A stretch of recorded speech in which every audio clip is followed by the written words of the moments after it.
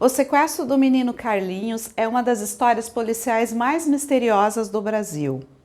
Em 1973, no Rio de Janeiro, Carlos Ramires da Costa, de apenas 10 anos de idade, é arrancado de casa por um homem mascarado. Naquela época, um caso de sequestro era tão raro que foi capaz de causar muita comoção em todo o Brasil. O rosto daquele menino loiro, estampado em todos os jornais, ficou marcado para sempre. Uma criança muito linda, né? E foi um desaparecimento assim muito estranho. É muito marcante.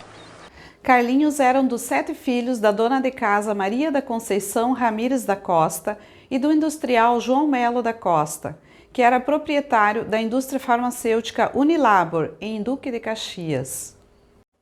No dia 2 de agosto de 1973, por volta das 8h20 da noite, Dona Conceição assistia TV com 5 dos seus 7 filhos. Está passando a novela Cavalo de Aço e eles estão todos entretidos na sala da casa da família. Ela aguardava o seu marido João Melo chegar. Ele havia saído de casa mais cedo com os 2 filhos mais novos para fazer uma entrega de produtos do seu laboratório, juntamente com um de seus funcionários. Tudo parecia tranquilo até que em um determinado momento as luzes se apagam, deixando a casa às escuras. Ao observar pela janela que era somente a casa da família que estava sem luz, a irmã de Carlinhos, Vera Lúcia, de 14 anos, diz que vai descer para ver se houve queda acidental da chave da luz. Assim que ela se dirige para a porta, ela se vê frente a frente com um homem mascarado, que ela viria a reconhecer mais tarde pelos olhos. O sequestrador anuncia que é um assalto. Ele havia entrado pelo portão lateral da casa, que estava aberto, e desligado as chaves da casa. Dona Conceição diz a ele que leve o que quiser, mas não toque nos seus filhos. Mas o sequestrador diz: é justamente um dos seus filhos que eu quero. Então, nesse momento, ele vai em direção ao menino Carlinhos e o puxa pelo braço e sai pela porta da cozinha apontando uma arma para seu pescoço. O sequestrador parecia conhecer a casa, pois andava com facilidade pelos cômodos, mesmo no escuro. Antes de sair, ele entrega um bilhete com um pedido de resgate, no qual ele marcou data e local de pagamento para o resgate. Assim que o sequestrador sai da casa, levando o menino, o pai chega de carro. A mãe conta que ainda era possível ver o sequestrador do outro lado da rua, arrastando o menino a pé pela calçada. Dona Conceição entrega o bilhete deixado pelo sequestrador ao pai, que passa o bilhete sem ler para Abel Alves da Silva, seu funcionário, que dirigia seu carro naquela noite, e os dois saem atrás do sequestrador. Dona Conceição afirma que era possível o pai ter alcançado o sequestrador, pois ele estava de carro e o sequestrador estava a pé. Segundo depoimentos, João Melo decide ir sozinho atrás do sequestrador e ordenou para que seu funcionário Abel fosse buscar ajuda.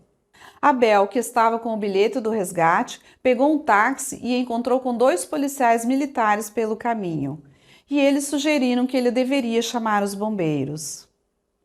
Nesse momento, os policiais questionam como ele sabia se tratar de um sequestro. Então, ele entrega o bilhete deixado pelo sequestrador ao policial. O bilhete, cheio de erros de português, exigia que a família levantasse o montante de 100 mil cruzeiros, algo equivalente a 400 mil reais hoje, e que o dinheiro, juntamente com o bilhete, deveria ser entregue dentro de uma bolsa nos cruzamentos da Rua Alice com Júlio Ottoni, próximo à casa de Carlinhos. A nota também dizia que se a família tentasse qualquer reação, a vítima seria liquidada em poucos minutos.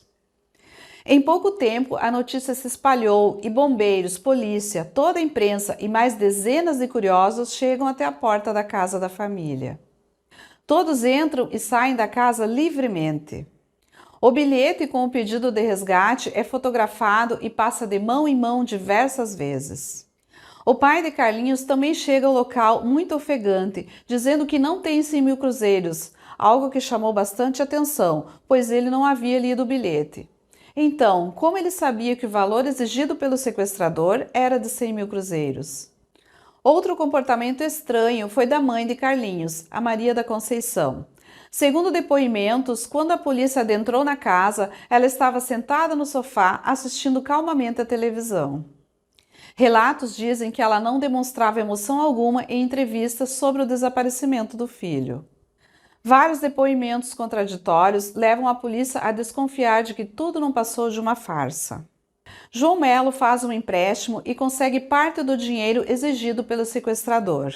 E em 4 de agosto de 1973, ele se dirigiu ao local combinado para o pagamento do resgate.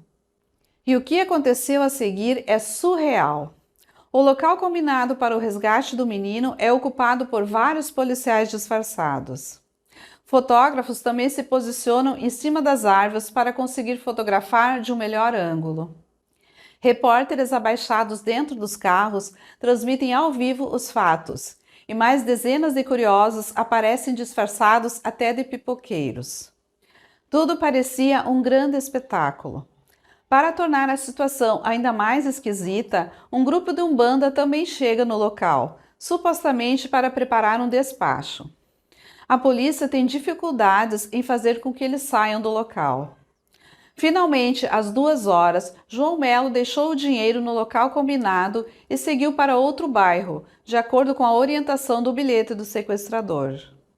Policiais e jornalistas ficaram no local disfarçados, esperando que o sequestrador apanhasse o dinheiro no local combinado. Mas, logicamente, diante de todo o espetáculo que lhe aguardava, o sequestrador não apareceu e nem fez contato. Agora você imagina, qual é um sequestrador que ia pegar dinheiro lá, os carros de reportagem todos parados assim ao longo da rua.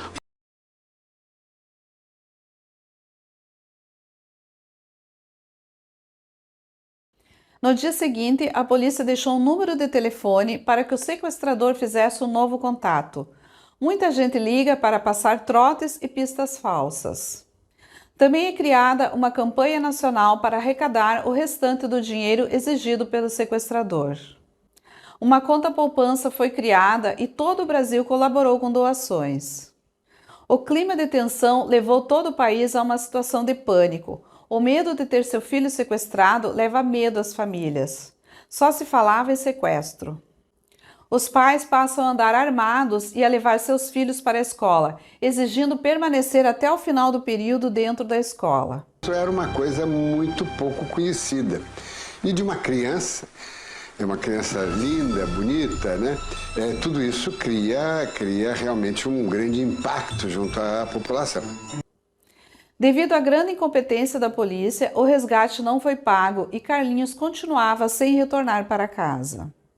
Diante da pressão de toda a imprensa, a polícia passa a afirmar que alguém de dentro da casa da família é o culpado. À procura de um bode expiatório, prendem e torturam pessoas. São feitas várias prisões, pessoas são interrogadas, torturadas e soltas.